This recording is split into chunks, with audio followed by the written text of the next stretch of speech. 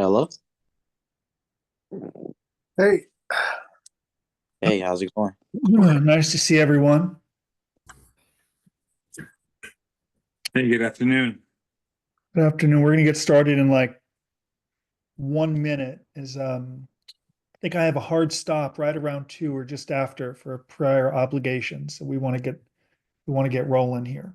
Okay. I will I will admit everyone. Perhaps I'll make Scotty a co-host so Scotty can. Okay, cool. Hope everyone had a wonderful weekend and Easter. It's good to see all of you. Next week, I think we're going to bring on a lawyer whom I recently interviewed to talk about some sentencing matters, some restitution matters as well. Will also be my 17-year anniversary of surrendering to prison, 28th of April, 2008. So a very, very long time ago.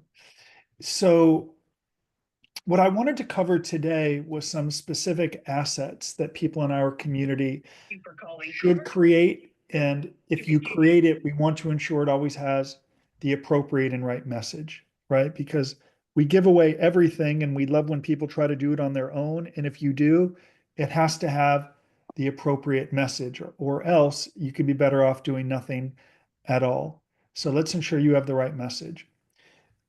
Last week, for example, we had a conversation. I'm going to open up this question and perhaps someone can engage with me or offer their insights.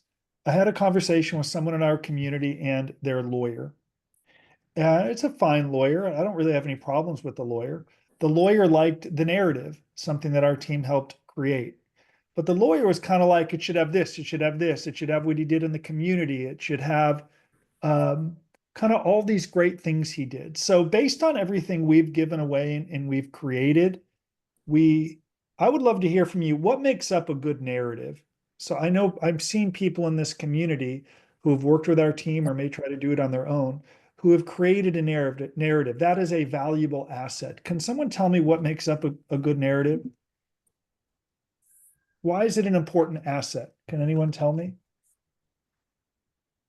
I think it's because it shows what you've done since to improve your life and improve your commitment to better yourself. So anyone else, any insights? Anyone can chime in and offer the makings of a good narrative? Because I would argue this asset sets the tone for everything. I hope what it does is, the judges see what once, maybe twice, doesn't know anything. It gives a totality of your life versus the one maybe the worst decision you ever made. So they can kind of see that, hopefully mitigating factors, what I'm hoping for. So let's work under the idea. Let's assess whether you've pled guilty or you've gone to trial. If you're going to trial, and if you lose, you still have to mitigate and create this asset, but it's of course a slightly different message because you are not accepting responsibility. And certainly you can mitigate. There are many people in our community who have unfortunately lost at trial, and as a result of their mitigation, have been able to demonstrate why they're a candidate for leniency. I look at Jerry Lundergan, recently pardoned by Biden, convicted at trial. They wanted 63 months in prison. He was sentenced to 21 months. A really phenomenal person, a huge supporter of our nonprofit too. Different message for the narrative because he went to trial. Can someone tell me why it's a different narrative because he went to trial versus someone who's pled guilty? You're not I think accepting responsibility. Yes, one thing I haven't heard yet, 4 minutes in, which is what a primary focus should be if you pled guilty, is the victim, perceptible or not, right? So Yeah, I pled, so I accept the responsibility up front. you can accept responsibility. I'm not disagreeing with you. There should be a primary focus on victims, or sometimes victims are people who will be in a courtroom and talk about the impact you had on them. Recently, we had a sentencing hearing where a corporate lawyer showed up to talk about the impact on this multi-million dollar, billion dollar business. Didn't have the impact as a grandmother living on the street, but still it's a victim nonetheless. So if there is a victim of your crime, it's about them, not you. Too many narratives focus on myself and my life is imploding. I didn't have bad intentions. And in so doing, they get further away from what they want, which is identifying with victims and demonstrating to the judge why they're a candidate for leniency. So it probably makes sense, whether it's a tax charge, Medicare, even cases where there is no victim. We saw this in insider trading. The court would still appreciate acknowledging I've wasted the time and effort and money of the government. And there are victims here and I should be held to account. So I'd encourage all of you to approach it from that perspective. I want to share something that a YouTube short I played a few days ago, because this was someone who I felt the need to speak very directly to. And it's part of the reason some lawyers are averse to,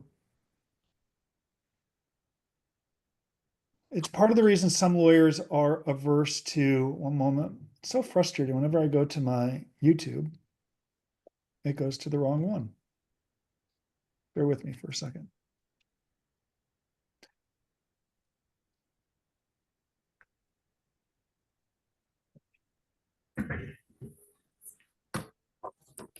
Let's listen to this for a moment, because our team frequently says, right, we want to demonstrate why we're different than the government's version of events, right? Has anyone here heard us say that before in any webinar or anything that Michael Santos and I have said before? Demonstrate that you're different than the government's version of events. Are you familiar with that?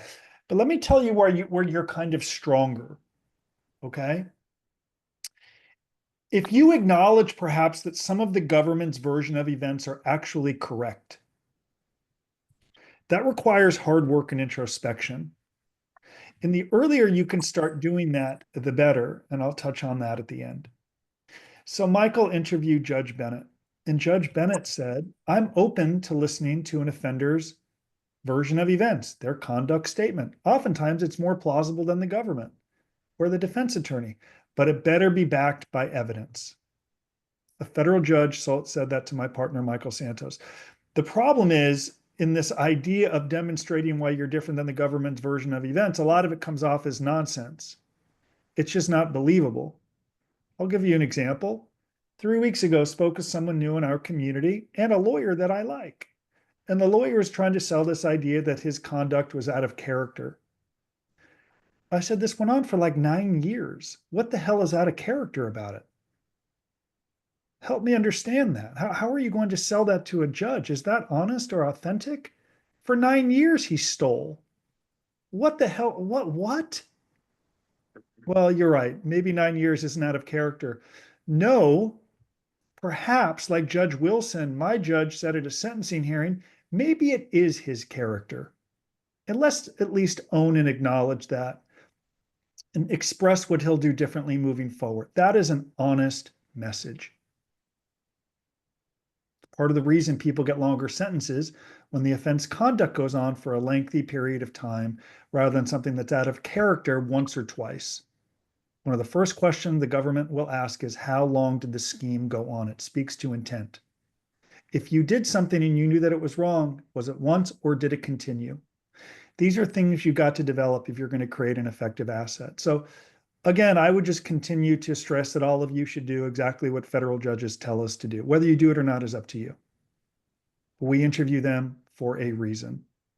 Now let's come back to something unfortunate that happened, and it's going to lead to a plea agreement for someone that's going to be about, I think 9 years instead of what should be 5 years.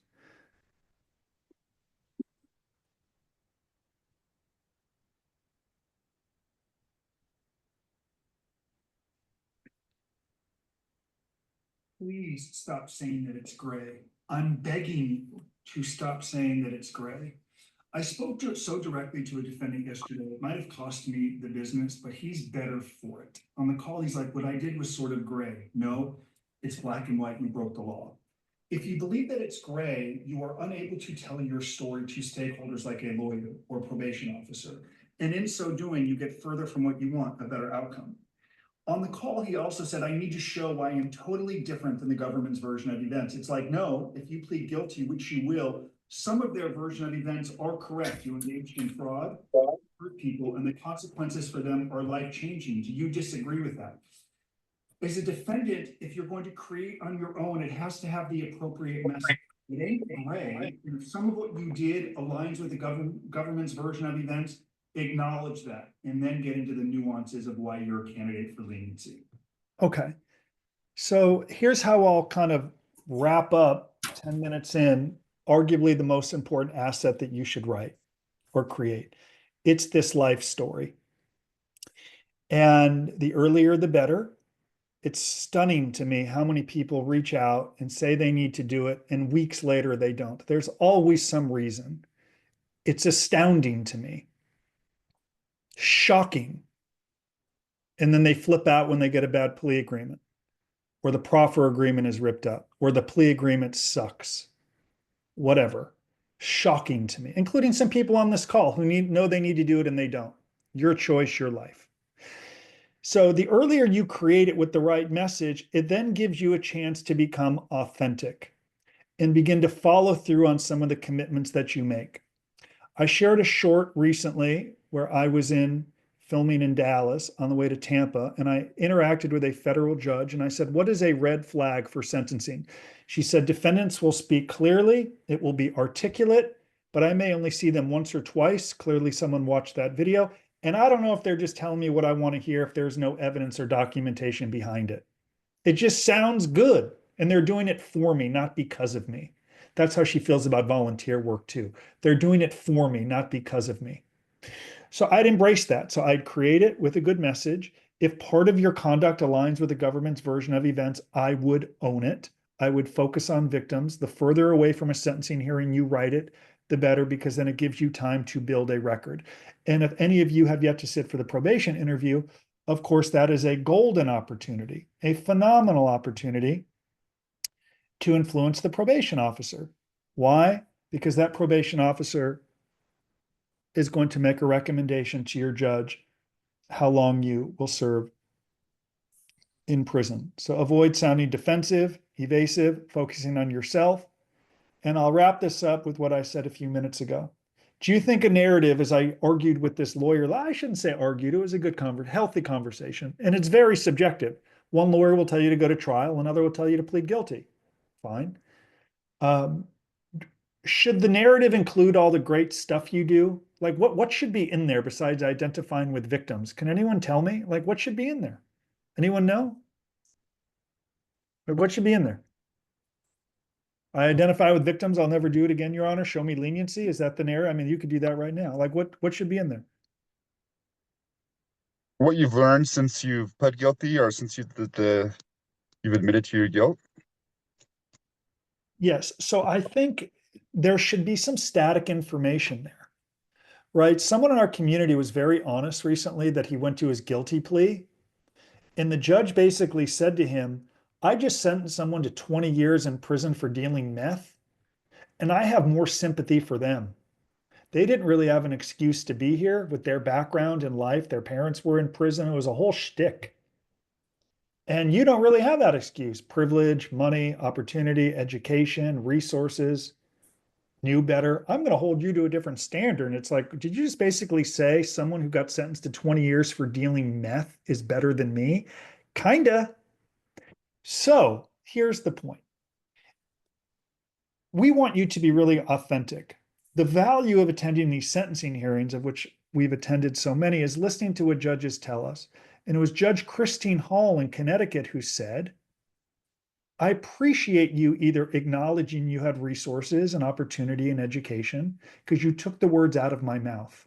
It's good that you acknowledge that. I'm aware of that. And I agree that you didn't have any opportunity or excuse to end up here. Fully agreement with you. That awareness is impactful to me." Some people have not had that. There are people on this call who grew up with nothing, very little resources, trauma, terrible childhood, terrible. I'm of the opinion that information is really relevant because it gives the judge an opportunity to learn more about your life and how you got here. I've said before, you, if you've had a different upbringing than me, may be treated or judged differently than me because I had those breaks in privilege, which is the word that's in vogue, and opportunity. I may get treated differently.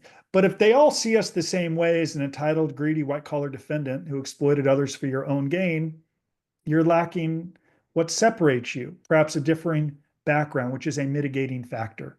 Not an excuse. Never said it's an excuse. It is a part of the story.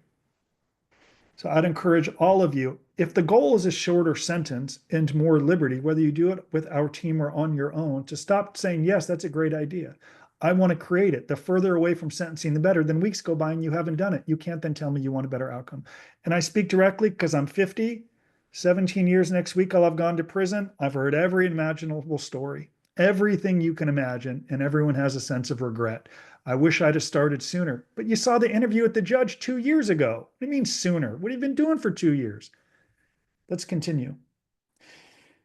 We have more people in our community creating this homecoming strategy or release plan than ever before. But guess what? There are pitfalls to the release plan. Okay. And we're enduring some of those right now. Okay. And we're always going to be transparent with you. We're never going to lie to you. And we're not going to ask you to do what we don't do every single day, which is document for our stakeholders. You are our stakeholder that we can help you. Who is your stakeholder? To the extent that you can put them in mind, you'll be successful. Can someone tell me the pros of a good release plan other than Scotty, who of course had a release plan, a great one? Can someone tell me the pros of a release plan? Like what is it? Like what is it? What is it? Frank, good to see you. Beard's looking good. Anyone? I know.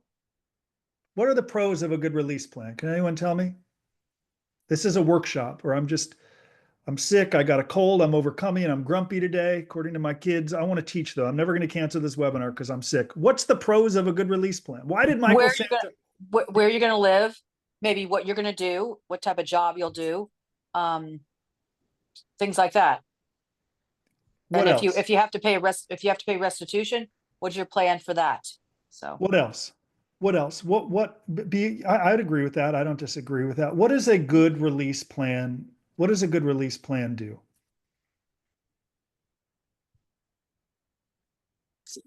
I For me, think it's it puts creating a- you. Oh, I'm sorry. Go ahead, please. No, I was For going to me, say, I it's think creating sorry, go ahead. No, I was just going to say, I think it just puts you on a track to making sure that your thoughts, your ideas, your pathway is like you're clearing the pathway for you to be able to move forward, and hopefully not fall short to some of the pitfalls that can come your way in terms of people, places, and things. Maybe not just aligning yourself better. That's the best. That's all I can think of. Just being in alignment. Yeah, so I appreciate you sharing that. Let's listen for a moment. I want to play something my partner Michael Santos filmed, because when Michael created his release plan, there wasn't a mechanism to advance his release date. He was going to serve every day of that 26 years in prison. And before the First Step Act passed, a law that he helped pass because he wrote Earning Freedom in 2008, a decade before the law passed, and he'd been advocating, like with the Rabina Institute and others, advocating for incentive-based reform. It eventually passed, but he did the work even though it couldn't advance his release date. Well, that's changed with the First Step Act. Even people that are not eligible for First Step Act credits can still demonstrate why they're a candidate for an earlier release. I can point to myriad examples of people who got out of prison earlier. So mechanisms now exist.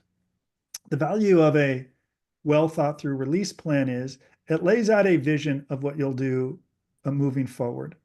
It gives the court an idea of how you will hold yourself accountable, what success is for you in prison, what you will create, and with whom you will share it with. I'm going to get into pitfalls in a moment, but let's just listen for a second to what Michael had to say about. Scotty, would you tell me in just a second? Forgive me 1 second, please. Scotty, did you see my screen where it says Release Plan Excellence? I see Michael, yes. Yeah. Let's listen for a moment. Probably one thing you want, and that's to get the best possible outcome. And it doesn't matter what that crisis is. My name is Michael Santos. I'm the founder of Prison Professors. We're a nonprofit that strives to show people how to navigate their way through crisis. And I always make 3 promises. 1, I'm never going to lie to you. 2, I'm never going to ask you to do anything I didn't do. And 3, I'm never going to charge you a penny for any of the work that we offer here through prisonprofessors.org. It's a nonprofit, but it really only works if you are willing to work. Nobody should want to get through the crisis more than you.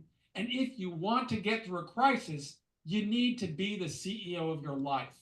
You need to visualize best possible outcomes and then create a plan that will help you get there.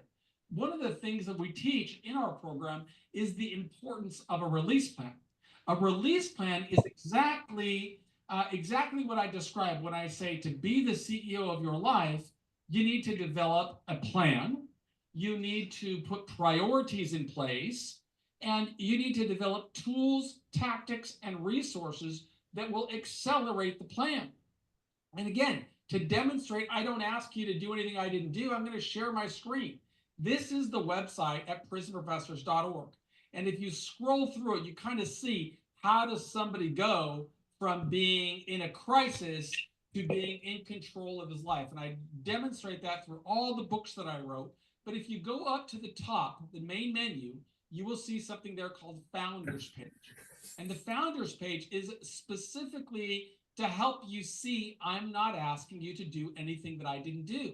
If you click on the Influences page and you scroll down, you are going to see all of the influences that I memorialized and documented while I was going through 9,500 days in prison. All of these people were part of my plan. I didn't know when I started the journey that I was going to bring, many people that are some of the world's. So let's just stop here for a moment. Okay, so, and I'm going to play a little bit more of that video. If you're going to create a release plan or an asset, it's beyond housing, which is helpful. It's beyond just saying I'm going to avoid problems in prison, which is helpful. What you've really got to do is demonstrate how you are going to grow and measure that progress over time. So part of the issue at times has been we create a release plan, and the end of that plan lays out a vision on what someone's going to do moving forward, and they actually don't do it. It turns out to sort of be words on a page. And if you have a very cynical case manager who may or may not read it, but if they do read it, it's going to lay out a vision of what you're going to do moving forward. And then they're going to be watching, they're going to be assessing whether they tell you or not if you are actually doing it. The problem is people create it, or they're not fully vested in the creation. They approve it, agree to it. They kind of say, you're right, do it, that makes sense, rather than, that's right, I'm fully vested. And then a case manager sees their adjustment in prison, and it does not align at all with the release plan they have submitted. That shows programming, how much they're going to write, what are they going to write, what sort of literature are they going to read, with whom are they going to share it. If you're not going to follow through on any of those commitments, you should not create a release plan. I can tell you that right now. Just let them create a release plan that's 1 page or 2 paragraphs. At least will be in their own words, and they can never say that you're a contradiction or hypocritical if you don't follow through. Let's continue. Leading business leaders worth billions of dollars they've created. I didn't know that I was going to get those people into my life. All I knew was I hated being in prison. In order to build something better, I needed to have a plan. And in my case, that plan was to guide me through multiple decades in prison. I would need that plan to show anybody I met in the future, how did I get here? Because otherwise it would just say, you were lucky. I can't tell you how many times people have told me I was lucky. And sure, if you want to say serving 26 years in prison, I was the luckiest guy on the planet. And in some ways, I will have to say there's some truth to that, because the journey didn't only include hardship and difficulty and struggle. It gave me a pathway to start building confidence, because I could show what is it that I want to become in the future. In my case, I learned from leaders, and those leaders taught me to stop thinking about what I wanted and start thinking about the success that I wanted to build. How am I going to get there? I had to start thinking about all of the people that would have influence in my life. And that's the same thing you have to do. If you're going through a challenge right now, think about the people that can influence your prospects for success as you define success. There's nothing I can do to change the past. There's nothing you can do to change the past. But if you lay out a very good plan, and that plan is iterative, developing over time, you are going to create more opportunity. Okay, so that's how I'm going to wrap up the release plan. You are going to create opportunities. If you've listened to Earning Freedom or read it, Michael broke his journey down into 5-year goals. I want to get a university degree. I want to bring 10 mentors into my life. And I want to become a published author. Some of his many goals. And something that he helped me understand, amongst many other things, was beginning to bring people into my life that did not currently exist. So it's easy to fixate on what we lose as a defendant. It's also a wonderful thing to set a goal of trying to bring people into your life.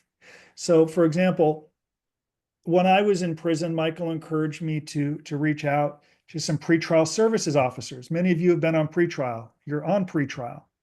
And I wrote, at Michael's suggestion, to someone named Cameron Pritchard, a pretrial services officer. I shared my plan with him. For many years, he invited me to speak to pretrial service detainee or people going into prison. I did it as a way to give back, to hone my public speaking skills. And I'll be transparent. I probably got 25 clients over the last 15 years from people that heard me speak and called me. But that wasn't my intention. But I wrote him from prison and he responded. But what did I share with him? It wasn't happy talk or I'll never end up here again. I shared with him exactly what we're inviting you or begging you to do. Many of you who have worked with our team, when you have spoken with me directly, we say, we're not going to ask you to do what we don't do every single day. This was my release plan. Now, I chose to put it on up on a website for the world to see. But when people ask, when did White Collar Advice start? It was here, the 12th of October, 2008, sitting next to Michael as we wrote this first blog. And my life changed because I encouraged the world to hold me accountable. And through these writings, people found me. And it grew. I brought people into my life I never imagined. People read these postings.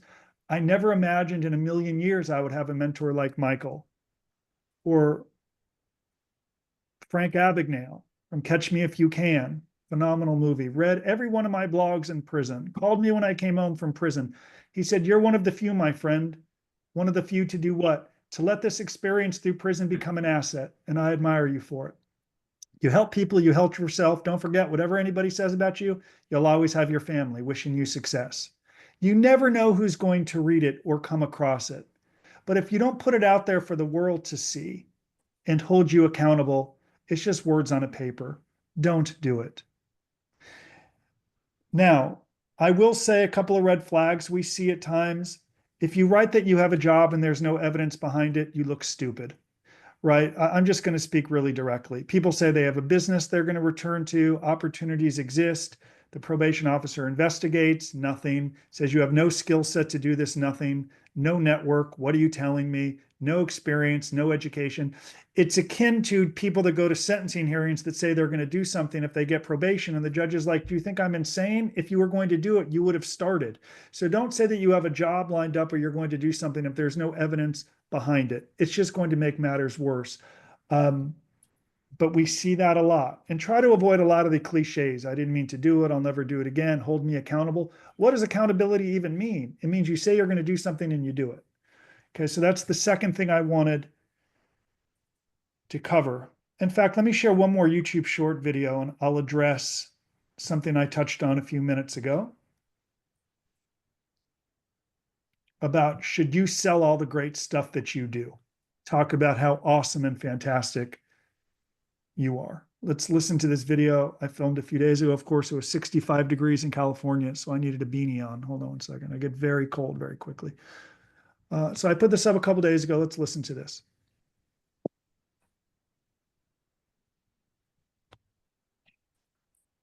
During my podcast with Matthew Cox, which should be out in a week or two, he asked me what I did when I came home from prison. I said, in the halfway house, I would use my passes to go to sentencing hearings in downtown Los Angeles. I'd have a paper bag, my PB&J, Apple, and Coca-Cola, and watch and take notes. And I had like a treasure trove of content from what judges said. And in one example, there was a defendant going on and on about his education, what he's done to impact the community, the lives that he has helped, essentially saying, Your Honor, don't send me to prison. I'm a better asset in the community. Really good points. I'm of the opinion it's a point his lawyer should share. Sell all the great stuff, the cooperation, the money paid back, the lives he has changed. The defendant is about humility, deference, and yes, victims, which this person never focused on. Then the judge said, I am not sentencing your resume. I'm sentencing you. You broke the law. You hurt people. I'm not sentencing your resume. I'm sentencing you. Let your lawyer sell how awesome you are, that you're a great dad or husband or spouse or mom, all the volunteer work you do, the lives you've saved. Let your lawyer sell all that stuff. We had an great outcome recently in Boston. Sadek's been in our community a lot. He was a COVID doctor that worked during the first month of COVID. I think he worked 24 hours a day for a month, risking his life and putting it on the line every single day. He didn't mention that. We didn't mention that once. You know who did? His lawyer, Mark Worksman. And in a very beautiful sentencing statement and memorandum, the lawyer sold it. You never heard Sadek say that once. And he truly saved lives. And he focused on how great he is. It could derail the message of his life and background and plans moving forward, in my opinion. But ask your lawyer. I'm of the opinion sometimes lawyers want you to include that in the narrative because it does some of the work for them. It writes the memorandum for them. Fine. I just don't think all of that should be included, but ask them. Then ask yourself, if you know you need to create this, why you haven't created it. A third asset that can be very important is community service. Now, I believe working and earning an income as a law-abiding citizen is more important because you're paying taxes, but volunteer work is very helpful. I think the volunteer work should be strategic and shrewd. It should be done in a way where you are showing that you are part of the solution or problem. So, for example, you first want to make sure that you're volunteering for an organization that will write a letter on your behalf. Don't act like this doesn't benefit you at all. We know that it does. So I know Habitat for Humanity, even the Boys and Girls Club, some of these major organizations may not write a letter for you. If you have to do a background check, I've known people that volunteered there for a year. They finally disclose it. Not only do they get fired, I don't say fired, it's volunteer. Do they say you aren't welcome back? They don't get a letter. I was a big brother for more than a year. I disclosed my conviction. Not only was I going to get a letter, they basically escorted me out of the premises. I'm like, no one's a better big brother than me. The conviction didn't help. So make sure it's with an organization that knows what you are doing. Of course, a number of people have found our volunteer or nonprofit through Michael because he's profiled on the Bureau of Prisons website. Our Preparing for Success After Prison course is a nonprofit that does work in the BOP. Some people have volunteered through our nonprofit. It's documented, it's real, it's not fake. There's actually an asset that accompanies it. And there are some people, and this is why you need to be fully engaged with your lawyer in your mitigation strategy. Michael loves to use the word engage. Sometimes when I'm distracted, we're on a call, he's like, you're not engaged. We're going to do this a different time. And I'm like, you're right. I'm distracted. I'm doing other stuff. Talk to me when you're engaged. I need you to be engaged with every call you have with your lawyers, because people in our community who are engaged, like Augustin Hunice, now for transparency, he's on our board. The winemaker, owns Prisoner Brand of all wines. Very engaged, shorter sentence with 500 hours of community service through our nonprofit, but you couldn't fake it. Now, I would also argue the further away from sentencing you do not volunteer work, the better, because it looks less contrived, right? You don't start this 1, 2, or 3 weeks before sentencing. It can feel a little forced. So we've done this with myriad people. The question is, why not you? Or go find another nonprofit. We did it with Moss in the Varsity Blues case, 250 hours through our nonprofit. And the value of doing this documented nonprofit work was it helped at sentencing, but it also led to more liberty when they came home from prison, namely in the halfway house. They were able to volunteer for our nonprofit rather than go work in a job that is less desirable. And we've done this with all sorts of cases. I don't know where you are politically. If you don't like it, I'm sorry, but Cleet Keller, the Olympian who was in the January 6th, his judge commented specifically on the community service asset he created with our team. Asked the prosecutor, did you watch the course? Yes. Did you review it? Yes. Is it impressive? Yes. Is he helping people? Yes. I think you're a better asset in the community. He got 175 hours of community service, but it was real. It was documented. So community service can be a wonderful asset if done well. But you can't claim, you go to the soup kitchen once that impacts 15 people and ask them for a letter that oversells what you have done. You're changing the world. It will backfire in front of the judge. It has to be measurable, specific. And I think there's value if you're going through the criminal justice system and saying that you're helping other people who are justice impacted. But if it's not us, go somewhere else. But it's something that can really it's something that can help you. And we've had many judges comment on it. Any questions about community service before I go to number 4? Yes, Michael. Justin, Or, Justin, I'm sorry. don't be sorry. But the question is it enough to work through prison professors, or should we be doing much more? See, when I was a defendant, I had to live. I had to pay the lawyers. It was expensive. And I wanted to come up with money for restitution. And I had to rebrand. Many of you know when I went to prison, I met Michael, and I have no compunction in saying I hired him to help me write this, Lessons from Prison, a book that's helped bring in, for transparency, a lot of money since my release. But I knew if I didn't have money to help create this, I come home and I'm selling hammers at my brother's hardware store. Nothing wrong with hammers, didn't want to sell them. And I didn't want to ask a friend for a favor. So volunteer work is great, but I had to work, and I felt more productive working. So I think some volunteer work is helpful, but I would not consume yourself unless you're really rich, unless you don't need to work. I had to work. I had too many expenses, and I had too much rebuilding to do. And I couldn't prioritize. I couldn't do anymore. Now, there are some people who say they can't work and this and that. Okay. I still think there's value even looking for work, but that's your decision. So I think Prison Professors is a good tool. It's an asset that helps people longer term. It helps you. Because of our work with the BOP, it's helped people when they come home volunteer for our nonprofit, which has been really helpful. I hope your job gets approved. Good God, of course. I want you to go to the halfway house and have them. I want you to get a year in the halfway house, and I want them to approve your job. But don't forget what John Gustin, the former head of the halfway house, said.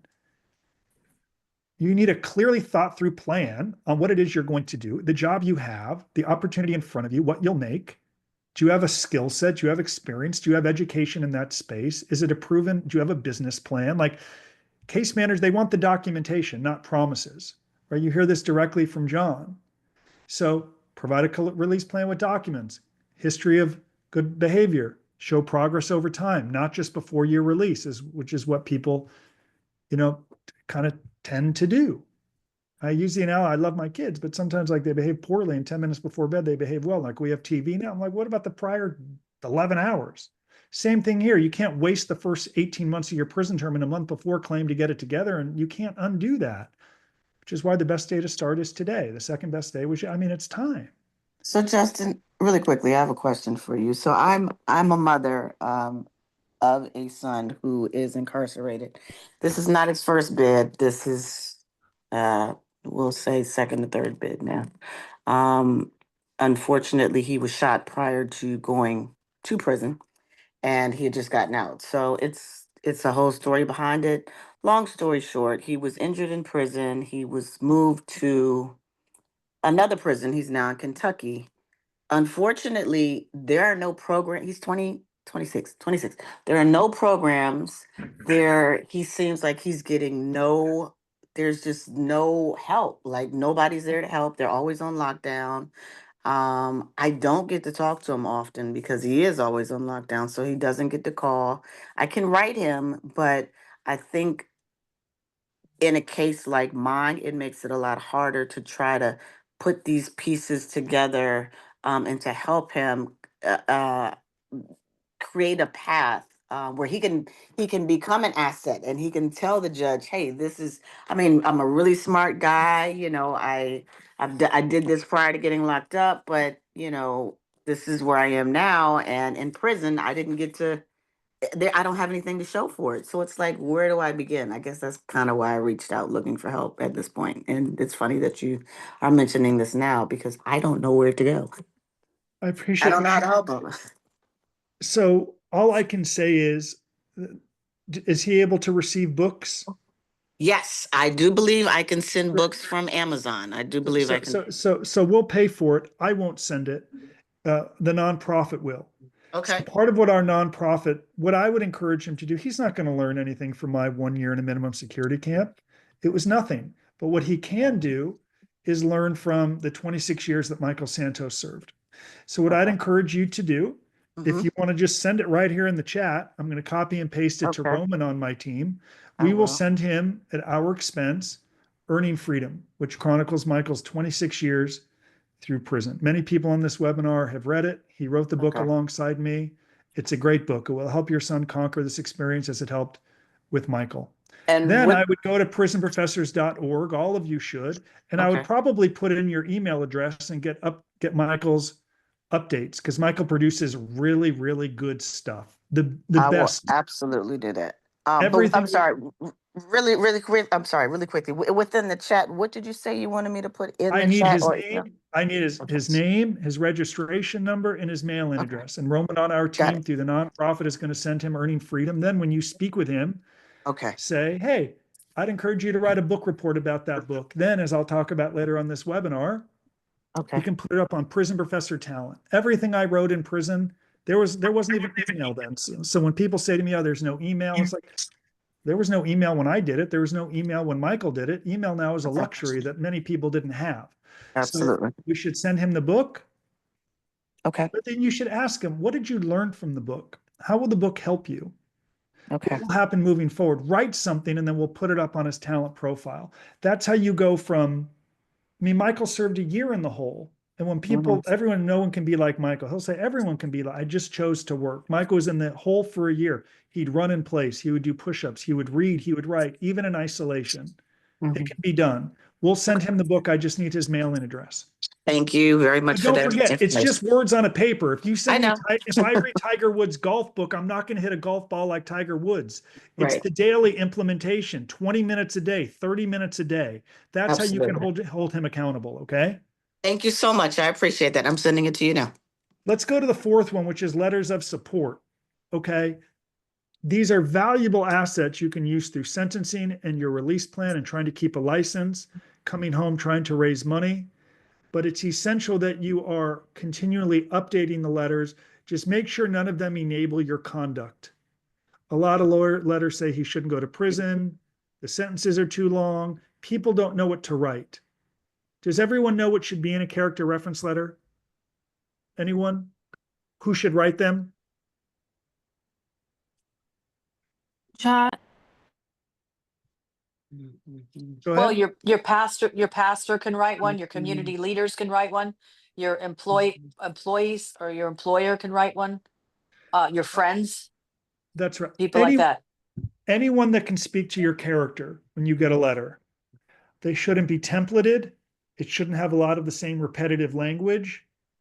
The letters, if you broke the law, should acknowledge your wrongdoing, state how long they have known you in the history, and then it simply should share a story or two about your character. That's all, nothing more. Too many letters tend to enable the conduct, and judges have told us that actually works against the defendant. They end up litigating the case, and it makes matters worse. No one did this worse than Sonny Balwani and Elizabeth Holmes. I read a lot of their letters. In no instance do they really speak to their character. They just blame everybody else, and it infuriated the judge. So your letters simply need to speak to your character. Who writes them? Judge Bennett told Michael, electrician, plumber, handyman, gardener, anyone who can speak to your character. They do not want to be impressed by politicians, celebrities, unless that person can speak to your character.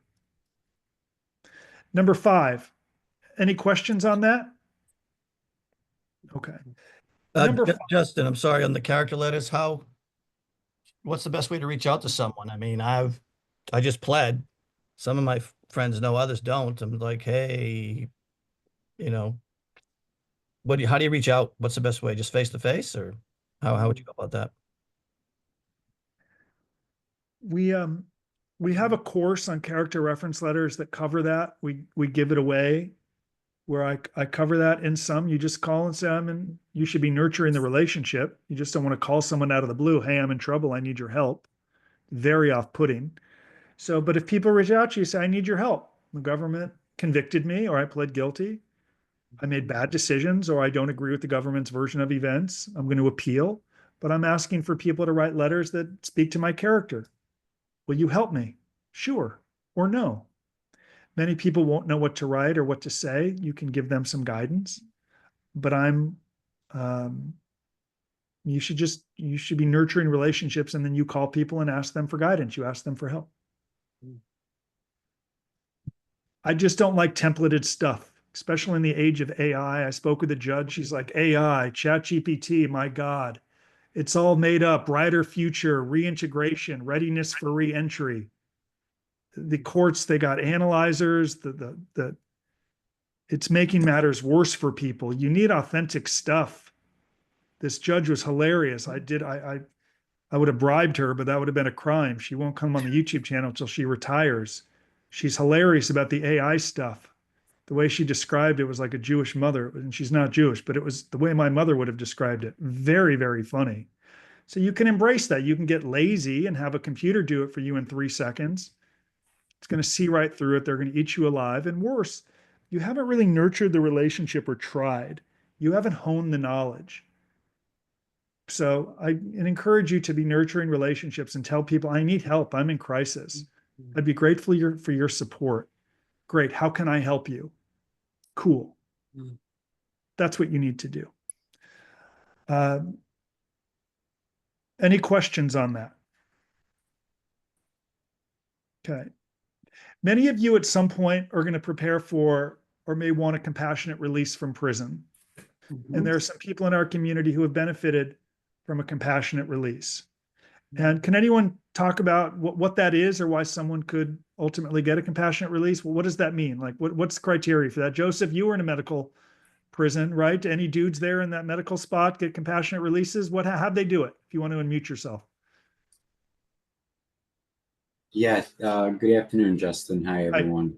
I did see, guys that were putting in, but there was just, most of them all got rejected. I didn't see anyone at the time, and COVID was still in effect, and they were not only rejecting the compassionate, but a lot of the CARES Act as well. So I'd encourage all of you to,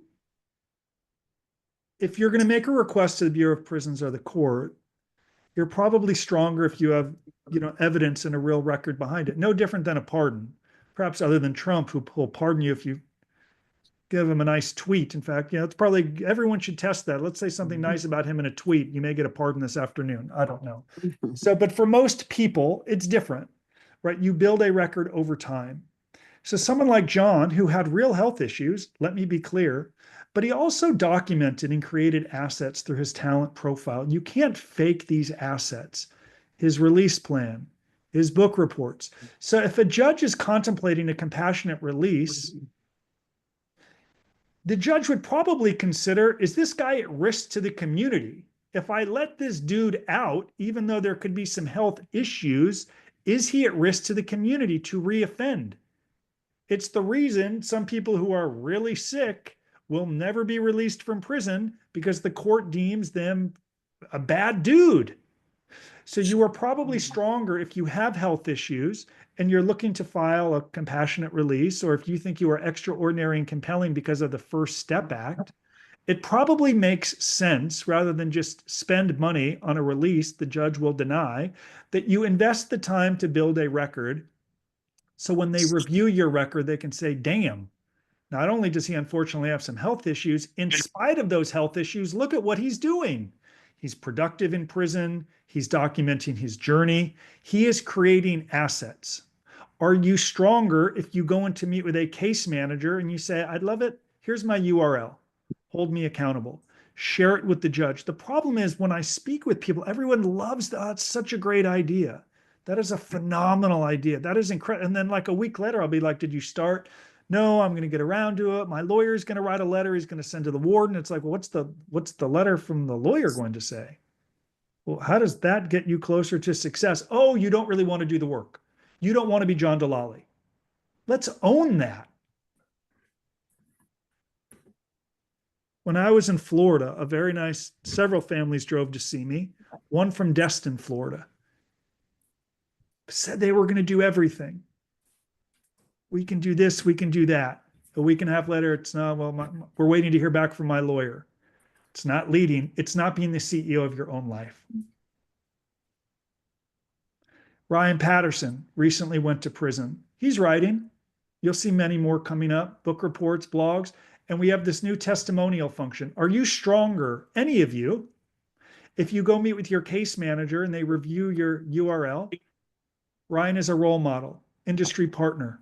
a true friend, devoted man, the light of his community, a heart of gold, a good man, great builder and family guy. Are you stronger? Probably, but this required work before Ryan went in for 20 months with 5 children. He called people, asked them for a support, set a clear expectation. Before I surrender, will you leave a review? Absolutely. Hey, dude, you said the review is going to be up. It ain't there. I'm going to prison in an hour. I'm trying to get home to my wife and 5 kids. I need your help. Sorry, dude, I'm on it.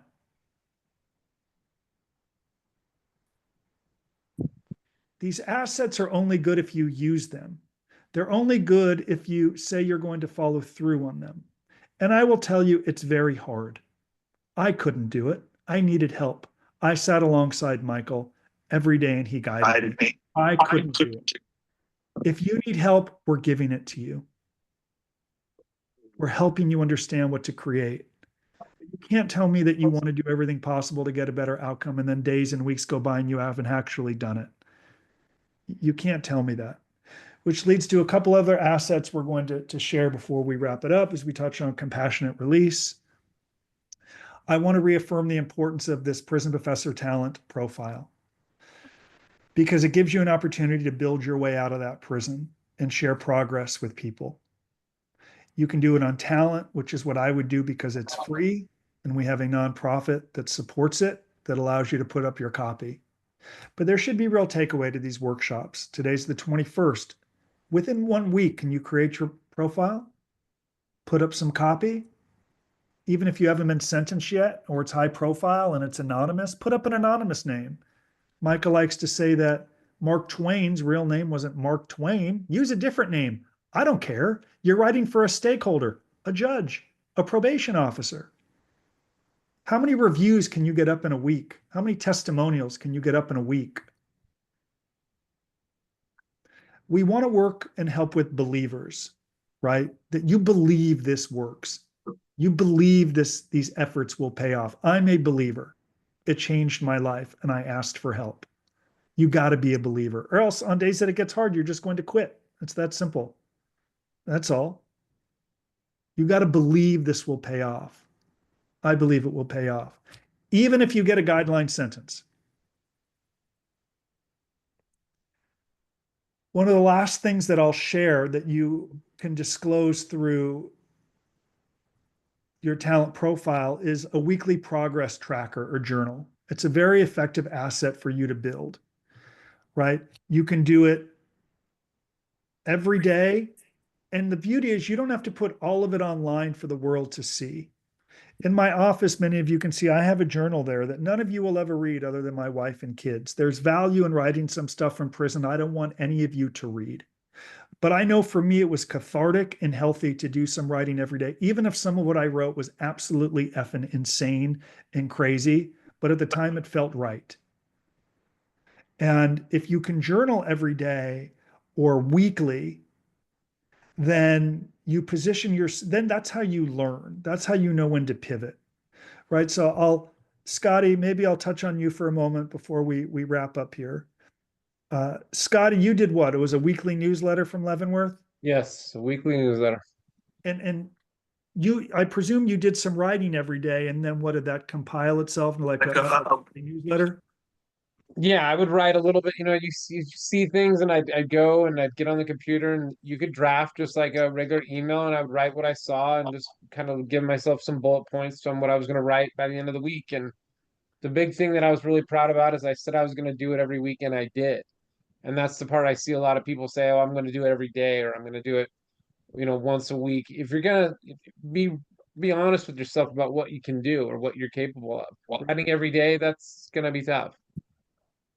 You don't have to write every single day, but you have to be able to do what you say you're going to do. So as we cover these assets, a talent profile, a release plan, something I skipped over, but I included it because a couple people in our community are creating them.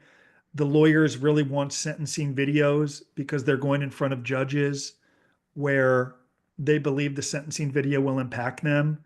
So if that's something you're contemplating, I will tell you, the key to a mitigation video is you kind of spend money to make it look like you didn't spend money because the judges don't want a Hollywood production of some rich dude buying their way out of prison.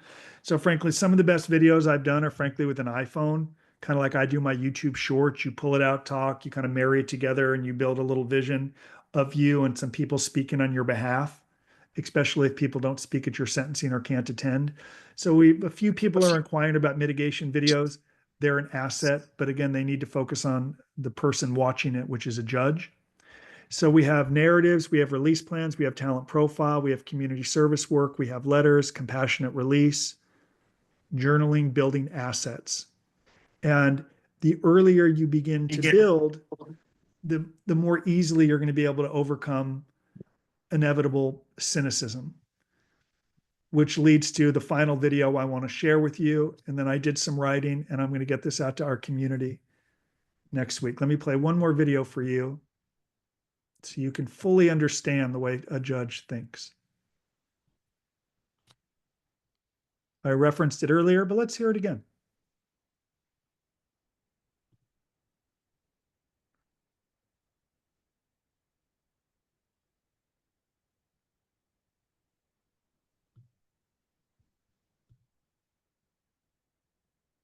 And Dallas connecting to Florida, providing value. That's what we do here.